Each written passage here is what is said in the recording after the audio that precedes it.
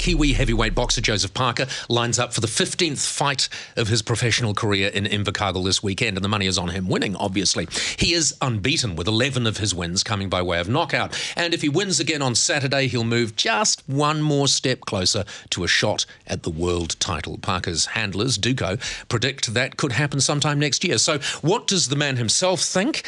Are we really in the presence of a future world heavyweight champion? Joseph Parker joins me now. Joseph, good morning to you. Good morning. You know what? I had written down on my card, living the dream. Yeah. And the reason I wrote down that you're living the dream on my card is because you have been living for a couple of years in Las Vegas. Yeah, just over 2 years. So you train there. Yeah. This is what you've always wanted to do. It's always what I wanted to do. And, before moving over to Vegas, I was very comfortable with the training I was doing here, with what I was eating. When I was having family and friends around, and I didn't know what to expect going over to Vegas. So I was a bit confused and a bit lost. But when I went there, I got the guidance from Kevin, who's been in the sport for a long time, and I definitely love what I'm doing now. I think that I wouldn't be where I am today if I wasn't in Vegas and training with Kevin. So how does it work? So how does a working week go? We train 3 times a day, 6 days a week. God, hang on, 3 times a day, 6 days a week. Yeah, so from Monday to Saturday, and then Sunday I get off to have a rest and sleep in. What do you do in Vegas on a Sunday? Sleep do you go in. to the gun garage? No, I still haven't been. Not yet. Oh, shoot. And you know what you've got to do, because you're a big man, you've got to use the Uzi. The Uzi. Because that is not fully automatic. It just... it really power. Fights you back. Oh, okay. The power, you can feel it. So will you do that for me when you go back? Gun garage, okay. Uzi. And they'll come and pick you up from your home in a truck with gun garage written on the side and everything. It's really cool. Do you think a genuine heavyweight world champion in the making? Yes. Yeah. Do you know that? Does every little ounce of your mind know that? I have 100% belief that I can be world champion. Because it's a funny business, isn't it? It's not like golf or many other sports where you just keep playing and playing and the records count for themselves. I mean, this is something where you manage a career. Yeah. You determine who it is you're going to play, when you're going to play them, and you gradually, if you're lucky, work your way up the pyramid of success. Yeah, and that's why I'm fortunate and sort of blessed to have a great team guiding my career. Like there's Kevin, there's my promoters, my management team, and we all work together to guide me to get closer to my goal of one day being world champion. One of my goals in the beginning was to be a New Zealand champion, and I was able to achieve that, and now I'm very happy. And then now the next goal is to be world champion, but we're slowly taking the right steps to get there. You realise what happens, all these people around you, like Kevin and DUCO in particular, they sort of carry you for a little while in the hope that you will carry them forever. Do you know what I mean? Yeah. So it's like you walk around and you have to be a strong guy because you're carrying so many people on your back. You're funding so many stage shows. DUCO, have they been good for you? Oh, they've definitely been great for me. They're one of the best promoters, to be honest. They look after me in every single way. They pay for all my accommodation, food, training. They pay me for my fights, and they even look after my parents. Taking them overseas to all the fights that are held overseas. So you see, that's the potential that they see in you. Yeah, so and there's huge earning potential. For instance, I've got the list of the top 10 highest paid athletes last year, and we know who was number 1 and number 2, Floyd Mayweather and Manny Pacquiao. Yeah. I mean, there's big money to be made. In your mind, sometimes you're lying in your bed in Vegas, absolutely bloody shattered, I suppose, from all the training. Do you sometimes start spending that money? Yeah, you sort of start thinking, I wonder what I can buy if I... Yeah. What is the most you've spent on a single item? Oh, a house and a car. But not a jet. Not yet. No, maybe my mind hasn't really reached that stage yet. You got it. What you want to do? Here's another thing, right? Yes. You've got gun garage written down. Here's another thing. You want to go to what's the name of the airport in Vegas? McCarran. You want to go there and you want to look in that area where the private jets are parked. I've seen it.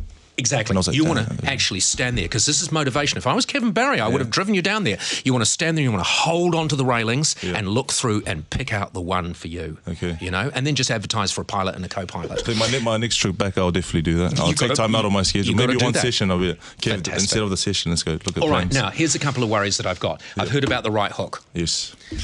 Are you a bit worried? Yeah.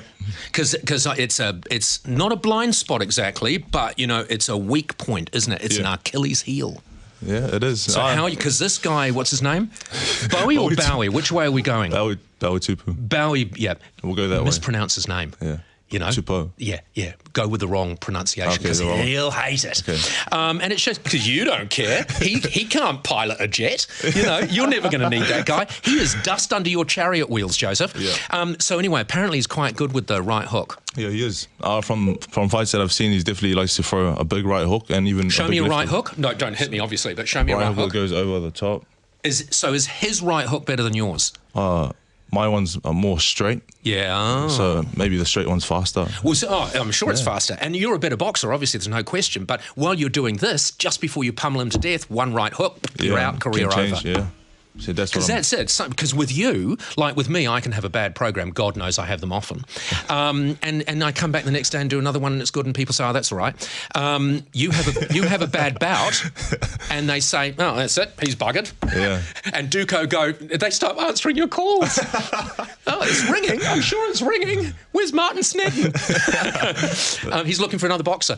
So you've got to be really careful. How are you going to win this bout in Invercargill on the weekend? Well, we've had a good camp in Vegas. It was 4 weeks, and with that camp we just we smashed the training to get into good shape. But also Kevin's taught me new skills and techniques to face a fighter like Bowie Tupou. So I tend to drop my left hand, but with this camp I've should you be saying it now? Yeah. Well. Just in case, because he could well be watching. No, I've never dropped my left hand. It's always up. So I'm ready. I'm prepared.